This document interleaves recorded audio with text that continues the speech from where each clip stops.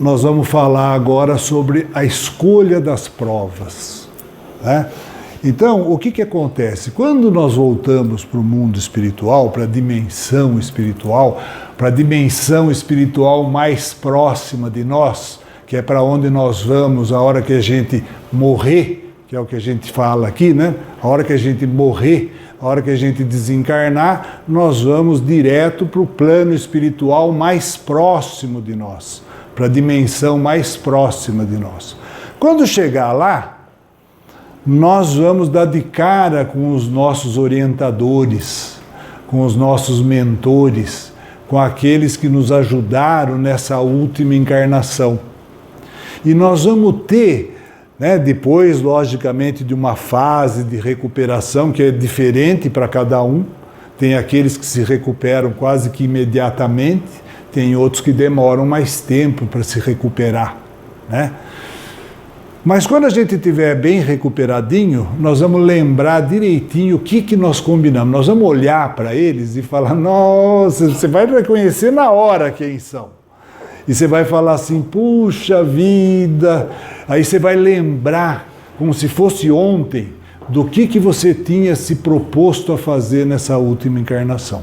Porque fomos, na média nossa, né, na média dos espíritos, num nível mais ou menos equilibrado, nós tivemos oportunidade de escolher aonde a gente viria, se homem ou mulher, com quem que a gente ia casar, em que família então que a gente estaria inserido, quais seriam os nossos filhos, por quê.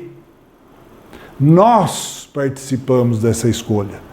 O que iria, aonde que você vai morar, né?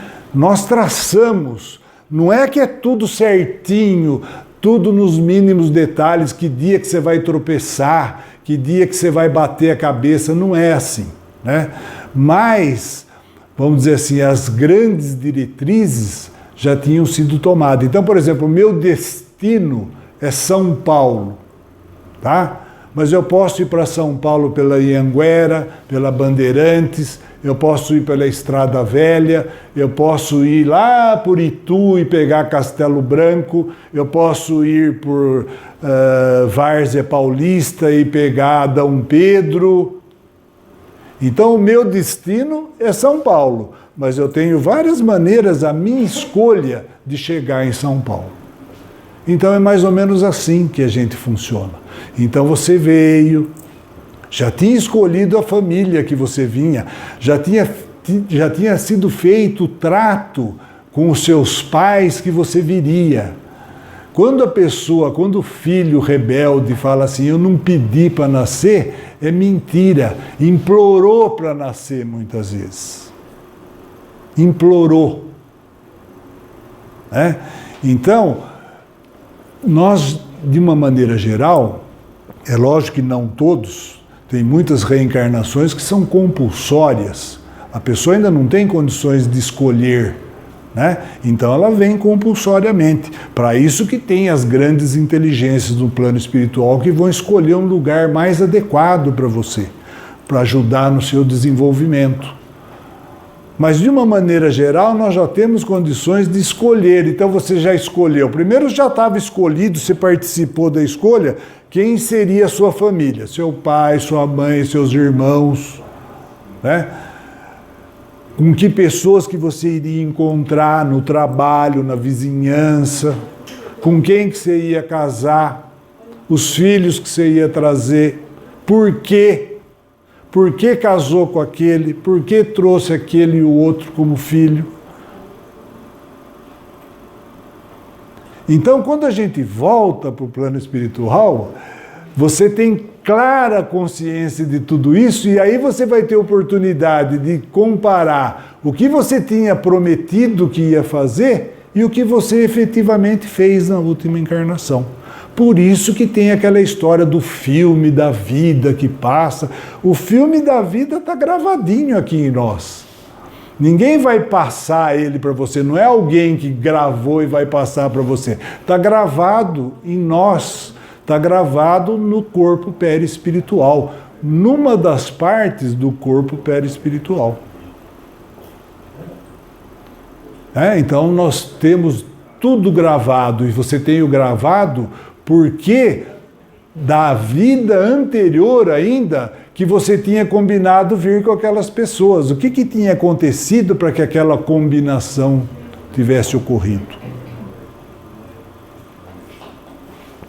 Então olha lá, sob a influência das ideias carnais, quando nós estamos aqui, encarnado, o homem somente vê as provas pelo lado das penalidades. Tudo que você sofre, fica reclamando, por que comigo? Por que foi acontecer isso? Por que isso? Por que aquilo? Porque quando nós estamos aqui, nós achamos que aproveitar a vida é não ter problema nenhum, estar sempre feliz, contente, com dinheiro, com isso, com aquilo. São as ideias materiais que nós trazemos. Então, sob a influência das ideias carnais, o homem somente vê as provas pelo lado das penalidades, porque costuma levar em conta os gozos materiais. Na vida espiritual, quando a gente volta para lá e a ficha cai, e você vê que o nosso negócio não é aqui, o nosso negócio é lá. Nós não somos seres carnais, nós somos seres espirituais, que usamos o corpo de carne para poder aprender. É a matéria, é o corpo material. Não é assim que a gente chama na escola também? A matéria escolar? Você precisa da matéria escolar. Se não tiver matéria nenhuma na sua escola, você não aprende nada. Então tem que ter a matéria escolar para você poder evoluir a parte intelectual. E através da convivência que você tem na escola, você também vai evoluir a parte moral, com a família, na escola, no trabalho, com os amigos, com os vizinhos. Por isso que nós temos convivência. O nosso maior problema está sempre dentro da família. Se você fosse um missionário que viesse para fazer grandes trabalhos de missionário, você não teria família. Veja, dos missionários, nenhum tem família. Eles não se casam. Eu já falei para vocês o que eles pedem. Eles pedem para vir pobre, feio, geralmente no corpo trocado, para não ter esse tipo de problema. Sem poder, sem riqueza, sem beleza.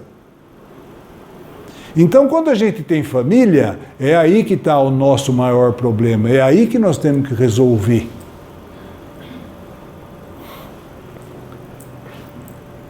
Então, na vida espiritual, repele as ideias desses gozos fugazes e grosseiros, preferindo antes as provas mais árduas.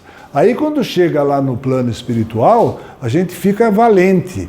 Não, eu quero vir aleijado, cego, surdo, mudo, tudo de uma vez. Por quê? Porque você quer adiantar o processo evolutivo. Você percebe que não é aqui que é a coisa, é lá. Você tem que evoluir. Você tem que continuar o seu caminho evolutivo. E quando você vê o que você deixou para trás, você tenta, então, recuperar. É a recuperação. Cada vez que a gente reencarna aqui e ainda tem expiações, é o seguinte, nós ficamos de recuperação naquela matéria. Você foi egoísta, você foi orgulhoso, você não aceitou aquela determinada situação, a sua mulher te traiu, você foi lá e matou a mulher e o amante. Você está de recuperação. E ainda vai ter que acertar tudo isso daí. De uma maneira geral, cada vida que você tira, depois você é obrigado a dar a vida para aquele que você tirou. Dar um corpo novo para ele. Então, gente, vamos começar a pensar. O que tem assim piscando, chamando a atenção da gente, chama-se responsabilidade. Nós somos responsáveis por aquilo que nós fazemos. Quer queira, quer não. Então, tudo isso que a gente assiste aí na televisão, nos noticiários e tal, aquelas pessoas vão acertar tintim por tintim. O dinheiro desviado, a mulher que foi muitas vezes desvirtuada pelo indivíduo que prometeu isso, prometeu aquilo, depois não cumpriu coisa nenhuma. Aquela pessoa que você prejudicou lá no serviço, fez ela perder o emprego, ficar numa situação difícil. Então o que tem que piscar para a gente é responsabilidade. Por isso que Cristo ensinou: não faça aos outros aquilo que você não gostaria que fizessem para você. E por outro lado, né, faça aos outros aquilo que você gostaria que fizesse para você se você estivesse naquela situação. Se eu tiver com fome, o que eu quero que alguém faça para mim? Dê alguma coisa para eu comer, para matar a minha fome. Então, na vida espiritual, repele as ideias desses gozos fugazes e grosseiros, preferindo antes as provas mais árduas, que possam elevá-lo na senda do progresso, com vistas à conquista da felicidade que lhe é dada a entrever, relegando para planos secundários os sofrimentos terrenos. O que é essa felicidade que lhe é dada a entrever? Porque ele vê os superiores, como é que eles estão, como é que é a vida deles, quais as possibilidades que eles têm. Porque no plano espiritual nós temos os superiores. Então, nas cidades espirituais, nós temos os governadores da cidade, nós temos os ministros que trabalham lá. E você vendo a vida daqueles indivíduos, você começa a perceber a grandeza que é tudo e você quer aquilo. Mas para você conseguir aquilo, você tem que passar, você tem que acertar as matérias que você tem que fazer. Nessas cidades espirituais, nós não temos seres angelicais, gente. É um erro pensar, isso é um outro erro que ensinaram para a gente. Seres angelicais tomam conta de planetas, tomam conta de sistemas estelares, tomam conta de países inteiros. Eles não tomam conta de uma pessoa. Você não vai encontrar com eles lá, a não ser que eles se materializem lá para fazer uma palestra, alguma coisa assim. Caso contrário, não. O que nós vamos encontrar, você imagine, um ser que já habita um planeta, né, de regeneração, um mundo ditoso, esse aí já é enorme para nós. Enorme. Esses engenheiros genéticos que fazem, que programam o corpo, cada um de nós tem o corpo programado. Para vocês terem uma ideia, basta ler o livro lá, Memórias de um Suicida, onde você vai ter oportunidade de ver que o suicida, antes de reencarnar, ele vê o que ele vai ter, como vai ser o corpo dele deformado em função do problema que ele fez. Ele vê antes o corpo. Então, esses seres que têm essa capacidade, nós estamos muito longe disso aí. E não são seres angelicais, não. Então, existe uma hierarquia. Nós parecemos tontos quando a gente fica olhando para o espaço e perguntando se tem gente mais inteligente que a gente. A gente só é permitido isso porque a gente é muito ignorante ainda, que nem criança. Não foi o que Cristo falou? Pai, perdoa porque eles não sabem o que fazem. É um bando de criança ainda, ignorante. Na realidade, quando a gente fica olhando para o espaço, achando, será que tem mais inteligência nessa galáxia ou é só nós? É ridículo isso. Se a gente pensar um pouquinho, o nosso corpo ainda é muito animal. Nós estamos aí penteando os pelos ainda. Tendo que comer, tendo que desfazer do que comemos, nós temos ainda o intestino para trabalhar, nós somos isso, nós estamos muito mais perto do primitivo, é lógico, do que do angélico, do angelical. Aqui na frente não tem nada disso, não tem necessidade nenhuma dessas aí. No mundo ditoso não tem doença. não tem doente, não tem necessidade de comer. Nós vamos pegar a energia direto da energia solar, que é a fonte de energia para todo o sistema. Não tem outra fonte de energia. Nós já vivemos com a energia solar, só que de uma maneira indireta, pegando do reino animal e vegetal. Né? Se não tivesse energia solar, não tinha reino animal nem vegetal. Muito menos nós. Né? Por outro lado, o espírito pode escolher provas muito rudes e uma existência repleta de angústias na expectativa de alcançar mais rapidamente um estado melhor. Então, nem sempre você, quando vê um indivíduo numa situação difícil, ficar imaginando, isso aí é expiação. Ele deve ter cometido algum problema lá, por isso que ele está assim agora. E não é. Às vezes é uma prova. Vocês já pararam para pensar um dia o que vocês fariam se estivessem na situação de um pai ou uma mãe desempregado com o filho para comer? O que vocês fariam? Porque uma coisa é a gente pensar nisso com todo conforto, sem faltar nada, né? Com dinheiro no banco, com uma situação estável. Mas o que você faria se você tivesse que levantar às 5 horas da manhã para ir procurar emprego? E não pudesse pagar o médico, o remédio, a escola para um filho seu, ou para vários, o que você faria? Qual seria o seu comportamento? Então são provas muito difíceis, e a gente encontra, né? Aquelas pessoas que vêm, levanta de manhã cedinho, vem trabalhar, trabalha direitinho ali, né? Às vezes funcionário em casa, você esquece uma moeda no bolso, a moeda está lá. Podia perfeitamente, se você esqueceu a moeda no bolso, você nem lembra mais que tinha moeda.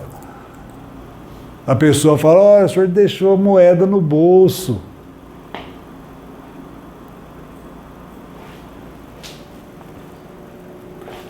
Então, muitas vezes, são espíritos que pedem provas. Eu quero vir aqui numa situação de penúria, para saber como é que eu vou me comportar numa situação de penúria. Se o meu orgulho não vai permitir que eu peça coisa para os outros.